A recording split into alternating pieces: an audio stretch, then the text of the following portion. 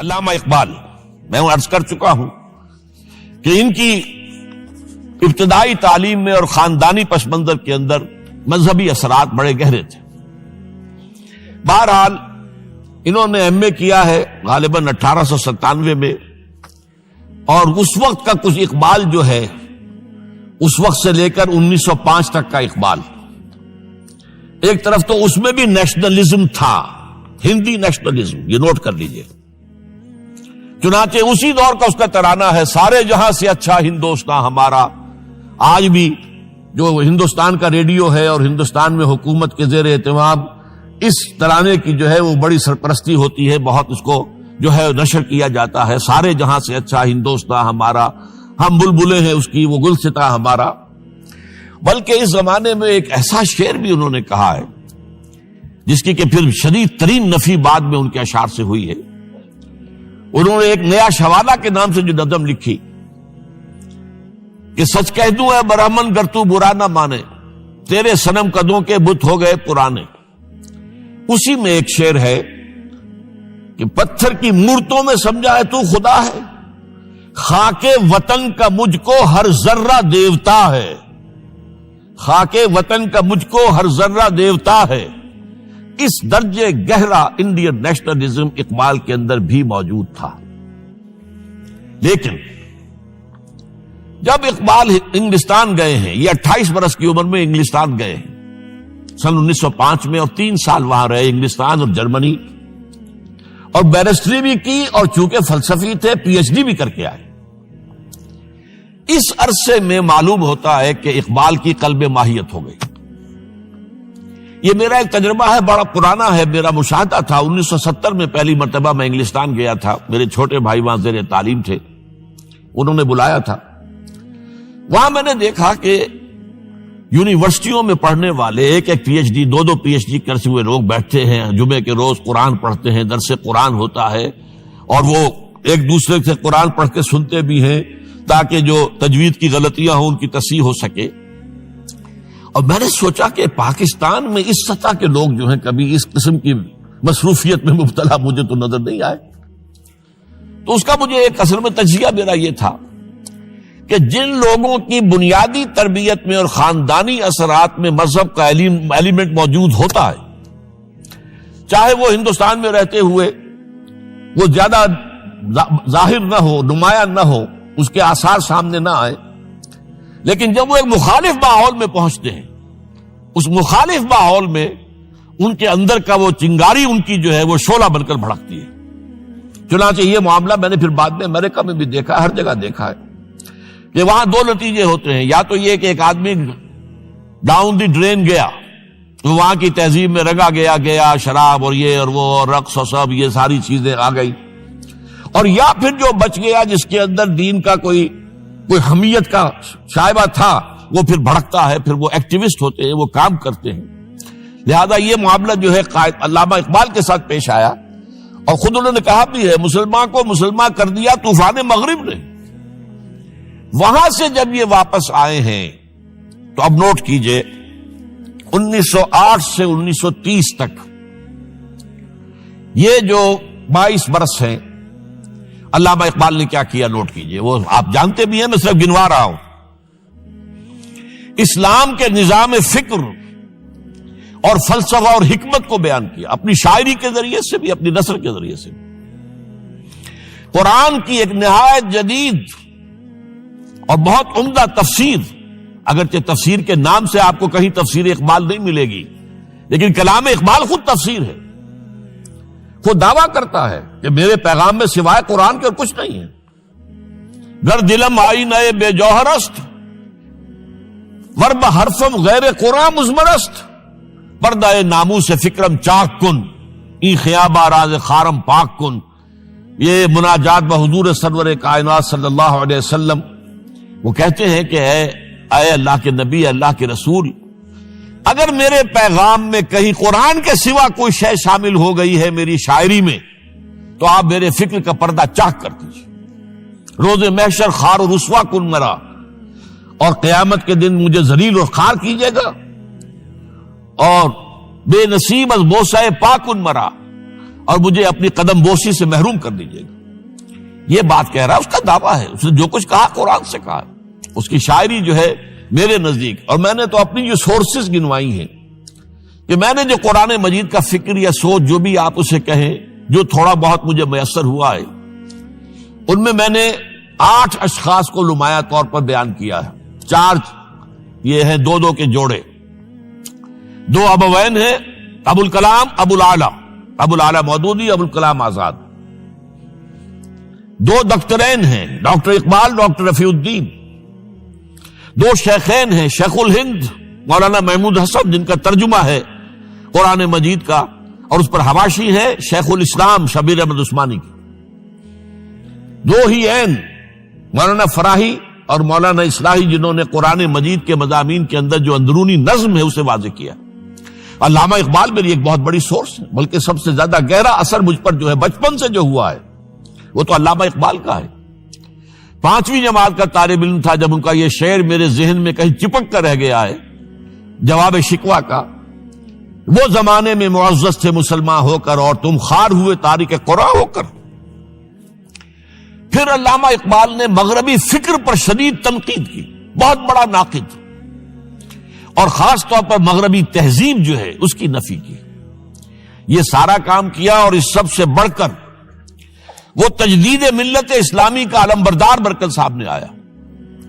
اس نے خوشخبری دی کہ دنیا میں اسلام کے غلبے کا دور آنے والا ہے. ملت اسلامیہ جو اس وقت دبی ہوئی ہے، پسی ہوئی ہے، پوری دنیا میں پامال ہے. آپ کو معلوم ہے کہ پہلی جنگ عظیم کے بعد کیا صورت ہو گئی تھی.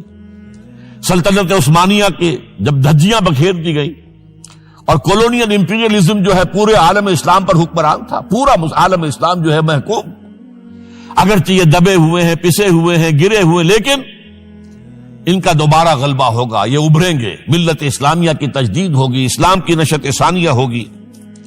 اسلام کے روشن مستقبل کے مبشر بن کر علامہ اقبال سامنے آئے. اور ایک اور جو بہت بڑا کام کیا وہ وہی وطنی قومیت کی شدید نفی، بلکہ شدید کا لفظ بھی کافی نہیں ہے، شدید ترین نفی کی ہے. اس لیے کہ اس وقت وطنی قومیت جو ہے اس وقت مسلمانوں کو اپنے اندر انگلف کرنے کے لیے پوری قوت کے ساتھ زور لگا رہی تھی. میں نے علامہ اقبال کے حوالے سے جو باتیں کی ہیں کہ احیاء فکر اسلامی اور تجدید ملت اسلامی، اس کے ساتھ ساتھ ہندوؤں میں کیا ہو رہا تھا اس دور میں، ان کے ہاں بھی ان کی مذہبی تجدید کا عمل بڑی شدت کے ساتھ شروع ہوا. اس میں بھی چند ناموں کا میں تذکرہ کرنا چاہوں گا.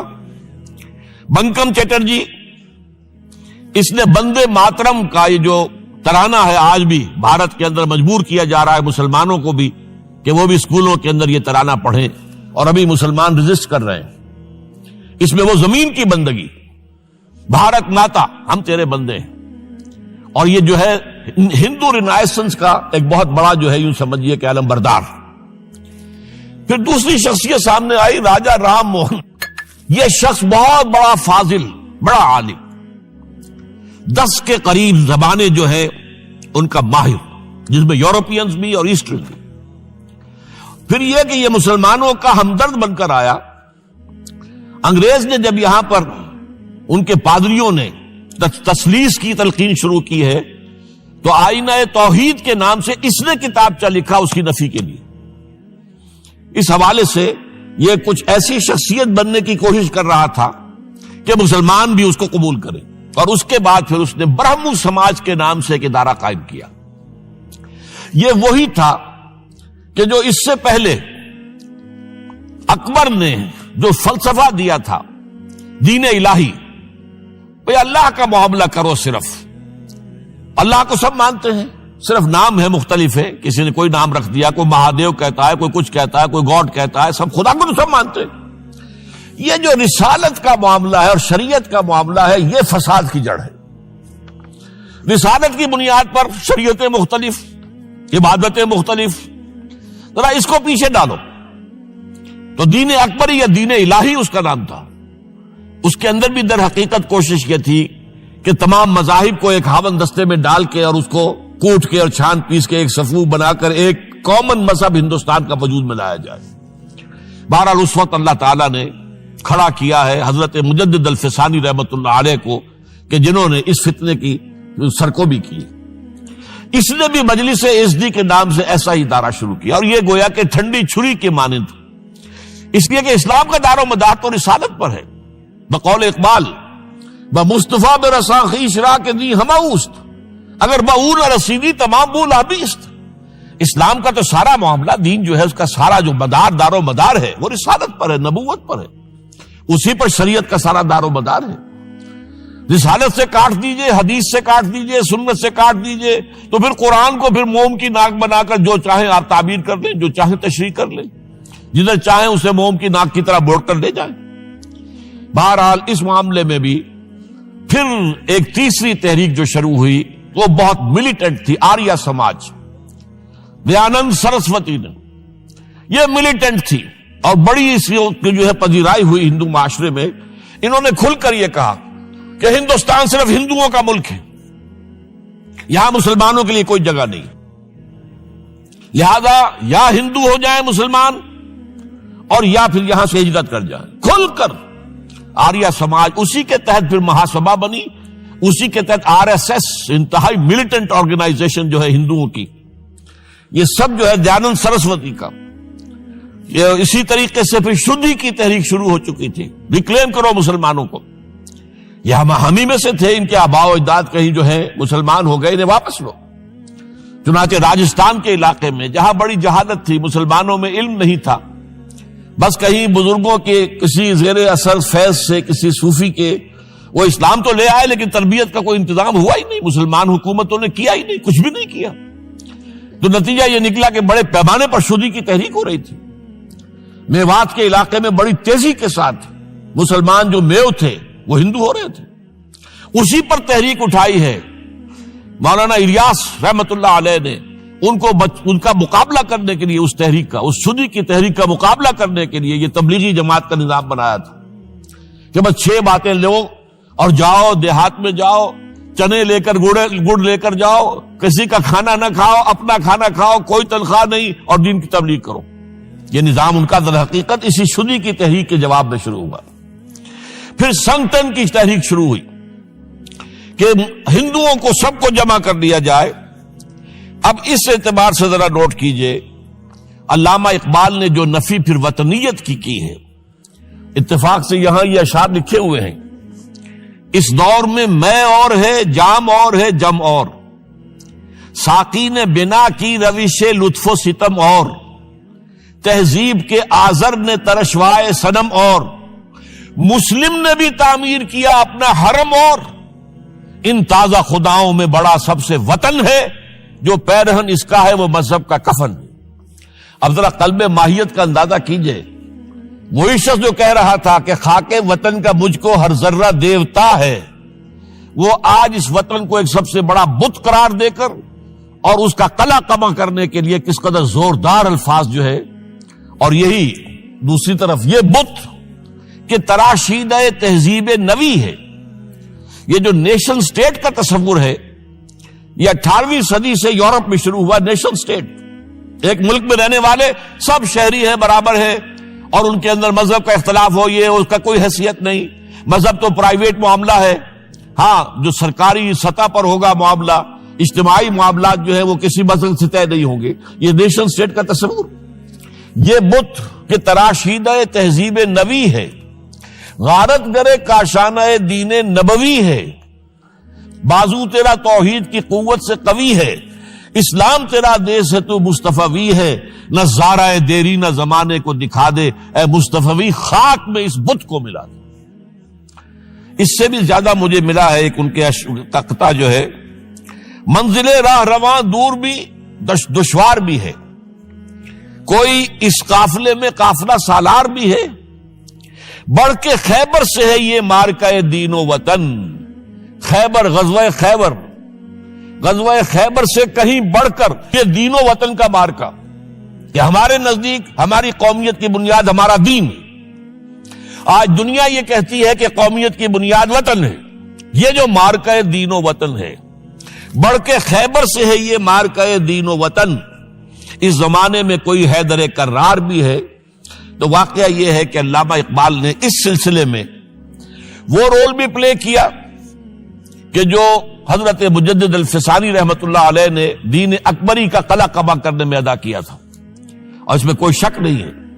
اس اعتبار سے میں کہا کرتا ہوں کہ حضرت مجدد الفسانی کے بروز کی حیثیت رکھتے ہیں علامہ اقبال، اور ان کو جو گہری نسبت تھی، حاضر ہوا میں شیخ مجدد کی لحد پر، وہ خاک کے ہے زیر فلک مطلع انوار، گردن نہ جھکی جس کی جہانگیر کے آگے، جس کے نفس گرم سے ہے گرمی احرار، وہ ہند میں سرمایہ ملت کا نگہباں، وہ ہند میں سرمایہ ملت کا نگہباں۔ ملت کا سرمایہ تو سارا کا سارا جو ہے ایمان بالرسالت سے۔ آپ حضرت مجدد الفسانی کے خطوط پڑھیے، سب سے زیادہ زور اطاعت رسول، اطاعت رسول، اطاعت رسول، اطاعت رسول۔ جس کی جڑ کاٹنے کی کوشش کی تھی دین الہی کے ذریعے سے اکبر نے، اس کو دوبارہ مستحکم کیا ہے وہ مجدد الفسانی رحمت اللہ علیہ نے۔ اب آئیے 1930 کا ماہ دسمبر، اس میں ایک بات ہم دیکھ چکے، محمد علی جناح ہندوستان کی سیاست سے مایوس ہو کر ملک چھوڑ کر انگلستان میں جا کر آباد ہو چکے۔ اور اس ضمن میں ایک واقعہ میں آپ کو سنا دوں۔ ایس ایم اکرام صاحب کا نام بہت سے حضرات کے علم میں ہوگا، ان کی 3 کتابیں جو ہیں بڑی مارکت الآراء ہیں، آب کوثر، موج کوثر، روض کوثر۔ ادارہ ثقافت اسلامیہ کے ڈائریکٹر رہے بہت عرصے تک، بہت پڑھے لکھے آدمی تھے۔ وہ آکسفورڈ میں پڑھتے تھے اس زمانے میں۔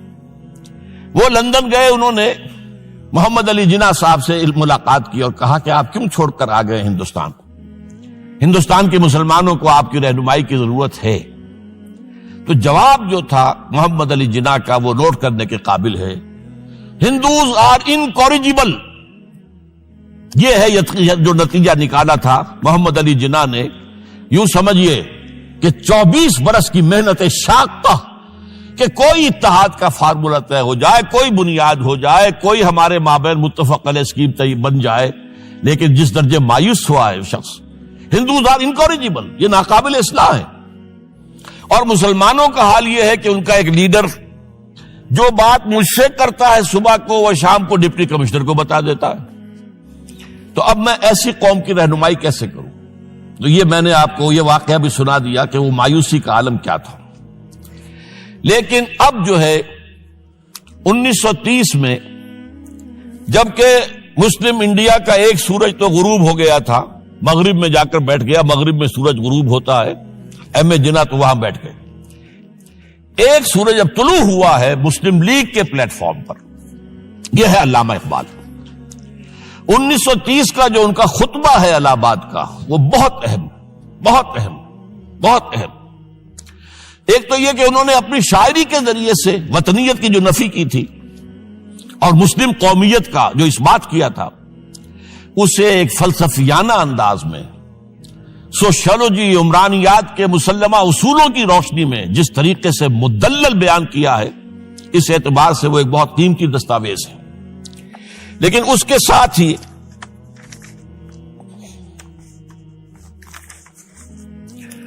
انہوں نے ایک تجویز پیش کی، اور یوں بھی کہیے کہ ایک پیشن گوئی کی۔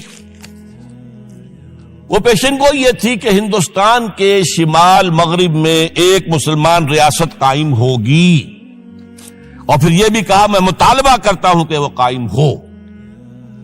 البتہ اس میں بعض لوگ جو ہیں اس پر یہ تنقید کرتے ہیں کہ علامہ اقبال نے تو یہ کہا تھا I would like to see the Punjab, the Northwest Frontier Province, Sindh and Balochistan amalgamated into a single state. Self-government within the British Empire or without the British Empire. The formation of a consolidated Northwest Indian Muslim state appears to me to be the final destiny of the Muslims, at least of Northwest India. اس پہ اعتراض یہ کیا جاتا ہے کہ علامہ اقبال نے تو ہندوستان کے اندر برطانیہ کے حکومت کے اندر کے لیے تجویز دی تھی، لیکن یہ بات غلط ہے۔ اصل میں نوٹ یہ کیجئے کہ 1930 تک تو اس کا کوئی امکان ہی نظر نہیں آتا تھا کہ انگریز ہندوستان چھوڑ کے چلا جائے گا۔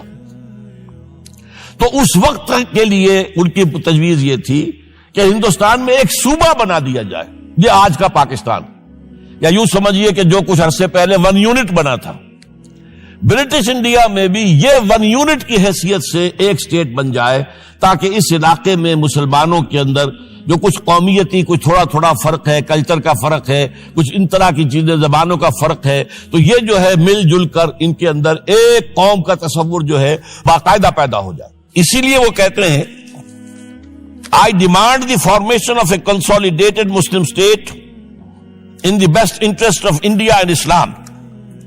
اب اس میں وہ بات یہ کہتے ہیں کہ for Islam it will be an opportunity to rid itself of the stamp that Arabian imperialism was forced to give it, to mobilize its laws, its education, its culture, and to bring them into closer contact with its own original spirit and with the spirit of the modern time. وہ کہتے ہیں کہ اگر ایسا ہو گیا، ایک تو یہ کہ ڈیسٹنی ہے، ہوگا، رہے گا، شمال مغربی ہند کے اندر ایک مسلمان ریاست قائم ہو کر رہے گی۔ اب یہ پروفیسی بھی تھی، پیشن گوئی، اور یہ بھی کہ میں مطالبہ کرتا ہوں، ایک تجویز بھی تھی، لیکن اس کا جو اصل عنصر ہے، جو میرے نزدیک جو انقلابی حصہ ہے، جہاں تک ہندوستان کی جو تقسیم کا معاملہ ہے، یہ اور بھی بہت سے لوگوں کی طرف سے یہ باتیں آتی رہی تھی۔ میرے پاس یہاں پہ 14 نام لکھے ہوئے ہیں جنہوں نے ہندوستان کی تقسیم کا تذکرہ کیا، لیکن جس انداز میں، جس پلیٹ فارم پر آل انڈیا مسلم لیگ کا جو اینوئل سیشن ہے اور اس میں صدر کی حیثیت سے خطبہ دے رہا ایک شخص، تو یہ حیثیت جو ہے یہ بہت نمایاں، اور اس میں جس انداز میں بات کہی گئی ہے اس میں جو ایک پازیٹو عنصر ہے، اگر ایسا ہو گیا ایک نارتھ ویسٹ آف انڈیا میں مسلمان ریاست قائم ہو گئی، تو ہمیں ایک موقع مل جائے گا کہ عرب امپیریلزم، اب نوٹ کیجئے، عرب امپیریلزم سے مراد کیا ہے؟ عربوں کا دور ملوکیت، اس سے پہلا کیا تھا؟ خلافت راشدہ، اصل اسلام۔ دور بنو امیہ تو اصل اسلام نہیں تھا، حکومتی سطح پر تو بالکل اسلام نہیں تھا، وہی دور ہے جس میں کہ سانحہ کربلا ہوا ہے، واقعہ ہرہ ہوا ہے، ظلم کی انتہا ہوئی ہے، سینکڑوں تابعین کو حجاج ابن یوسف نے شہید کیا ہے۔ اس کو حدیث کے اندر بھی کہا گیا ہے ملکن اعظم، کاٹ کھانے والی ملوکیت۔ اس کے بعد جو ہے دور آیا ہے بنو عباس کا، وہ محل بنے ہیں شاندار، جو ہے جو بھی بادشاہوں کے ہاں ہوتا تھا وہ سارا کا سارا معاملہ آیا ہے۔ تو اب دنیا اسلام کو ان کے آئینے میں دیکھتی ہے، وہ سمجھتی ہے یہ اسلام ہے، لہذا اس میں تو کوئی شے ایسی نہیں ہے جو اٹریکٹ کر سکے، جو کسی قوم کو اسلام کی طرف جو ہے وہ کھینچ سکے۔ تو یہ جو امپریشن ہے جو کہ اس دور ملوک کی عرب امپیریلزم کا لفظ استعمال کیا ہے، اسلام کے چہرے پر جو بدنما داغ اور دھبے آ گئے ہیں، انہیں ہٹا کر وہ جو اس کی اوریجنل پیورٹی ہے، اور ظاہر بات ہے کہ دور ملوکیت سے پہلے خلافت راشدہ، تو گویا کہ اس میں اگرچہ نام خلافت راشدہ کا نہیں لیا گیا ہے، لیکن یہ ہے کہ بات مراد وہی ہے، لیکن اور اس میں بھی جو بڑی حکیمانہ بات ہے کہ ہم اس کو bring them into closer contact with its old original spirit، جو اصل اسلام کی اصل روح ہے، and with the spirit of the modern times، اس زمانے کے جو تقاضے ہیں ان کے مطابق اجتہاد کے دروازے کو کھول کر، اور ہم ایک ایسا نظام جو ہے وہ یہاں پر قائم کریں۔ یہ ہے وہ چیز کہ جس نے تحریک مسلم لیگ کے اندر ایک مثبت جذبہ، یہ نوٹ کر لیجئے میرے الفاظ، 1906 سے لے کر 1930 تک تحریک مسلم لیگ صرف ایک منفی موٹیو پر چل رہی تھی، منفی، نیگیٹو، خوف، ہندو کا خوف، ہندو دبا لے گا، ہندو ایکسپلائٹ کرے گا، ہندو معاشی طور پر بھی، تہذیبی طور پر بھی، ثقافتی طور پر بھی، مذہبی طور پر بھی شدی کی تحریک چل رہی ہے، ہمیں راستہ دکھایا جا رہا ہے، ہندوستان چھوڑ دو اور بھاگ جاؤ، چلے جاؤ۔ یہ سارا خوف کا عنصر تھا، اور اس میں تحفظات تلاش کرنے، کوئی ایسی یقین دہانیاں کہ وہ مسلمانوں کے حالات بہتر ہو جائیں، اس کے علاوہ کوئی اور موٹیو نہیں تھا، یہ منفی موٹیو تھا۔ اور اس کی وجہ ساتھ ہی یہ ہے کہ مسلم لیگ اس وقت تک کوئی عوامی جماعت تھی ہی نہیں، بلکہ کچھ خواص جو اونچے لوگ، نوابوں اور نوابزادوں اور ان ایسے لوگوں کی جو ہے یہ ایک جماعت تھی۔ لیکن 37 میں جو یہ انجیکشن لگا ہے یہ پازیٹیو ہے۔ اس کی مثال میں دیا کرتا ہوں کہ کوئی مریض پڑا ہوا اپنے بیڈ پر اور گلوکوز کی بوتل لگی ہوئی ہے اور ایک ٹیوب چل رہی ہے، تو اس کے اندر ہی کوئی اب انجیکشن لگانا ہے تو اس ٹیوب میں لگا دیتے ہیں، ایسا نہ ہو کہ کوئی اور پرک دینی پڑے مریض کو اور اسے تکلیف ہو. تو گویا کہ مسلم لیگ کا جو بھی وہ ایک نظام تھا اس میں ایک انجیکشن لگایا ہے علامہ اقبال نے 1930 کے خطبے میں. اگلی بات، اس کے بعد یہی انجیکشن علامہ اقبال نے لندن میں مسٹر محمد علی جناح کے ذہن و فکر میں لگایا ہے. اس کا واقعہ کیا ہے؟ 3 گول میز کانفرنسیں ہوئی تھی، پہلی اور دوسری میں محمد علی جناح بھی شریک تھے، تیسری 1932 میں ہوئی، اب وہ شریک نہیں ہوئے اس لیے کہ وہ سیاست چھوڑ چکے تھے. وہ تو سیاست کو خیر بات کہہ کر اب پریکٹس کر رہے تھے، لیکن علامہ اقبال اس میں گئے تھے. وہاں موقع ملا، قریبی ملاقاتیں ہوئیں، گفتگویں ہوئیں، اور ان ملاقاتوں کے نتیجے میں یہی انجیکشن علامہ اقبال نے محمد علی جناح کے ذہن اور فکر کے اندر لگایا ہے کہ بات کرو اسلام کے احیاء کی، وہ چیز کہ جو مسلمانوں کے جذبات کے اندر گرمی پیدا کرے، حرارت پیدا کرے. اس حوالے سے یہ جو انجیکشن لگایا گیا ہے اسی سے پھر یہ کہ ان کے مزاج کے اندر ایک تبدیلی آئی. کچھ اور لوگوں نے بھی انہیں کہا ہوا تھا، لیکن یہ کہ خاص طور پر یہ بات اقبال کی تھی جس کی اپنی ایک حیثیت تھی. بہرحال 1934 میں ایم اے جناح واپس آ گئے، پھر انہیں مسلم لیگ کا تا حیات صدر بنا دیا گیا.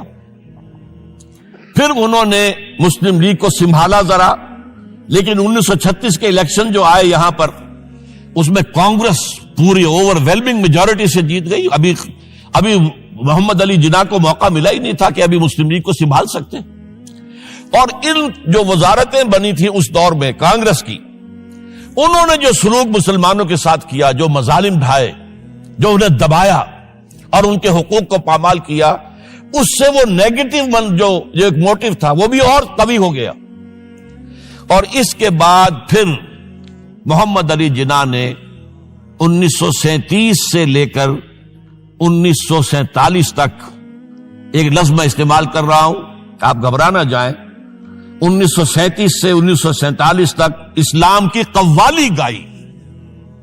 پورے 10 برس اسلام اسلام اسلام اسلام، ہمیں اسلام چاہیے، اسلامی تہذیب ہم چاہتے ہیں، اسلامی قانون ہم چاہتے ہیں، ہمارے قوانین اور ہیں، ہمارا مذہب نہیں ہے، وہ دین ہے، وہ زندگی کے تمام معاملات پر. یہ جو ہے میں قوالی اس لیے کہہ رہا ہوں کہ قوالی میں تکرار ہوتی ہے.